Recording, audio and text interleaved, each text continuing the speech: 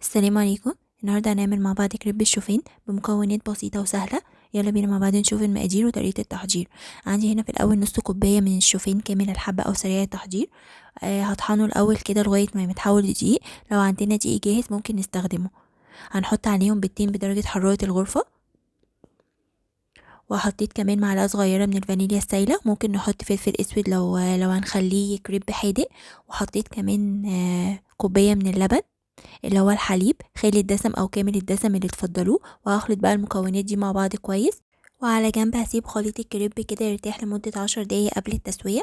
وفي اي طاسة على نار متوسطة هحط رشة زيت زيتون، وهحط كده مقدار مغرفة واحدة او على حسب حجم الطاسة اللي هنستخدمها.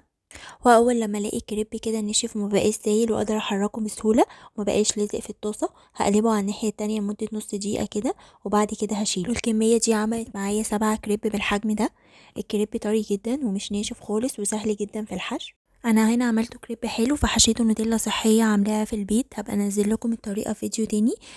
وكمان حاطه معاها فاكهه. ويا رب الفيديو يكون عجبكم. لو عجبكم الفيديو ما تنسوش اللايك والاشتراك في القناه وتفعيل زر الجرس عشان يوصل لكم كل الفيديوهات الجديدة اللي بنزلها أول بأول. باي باي.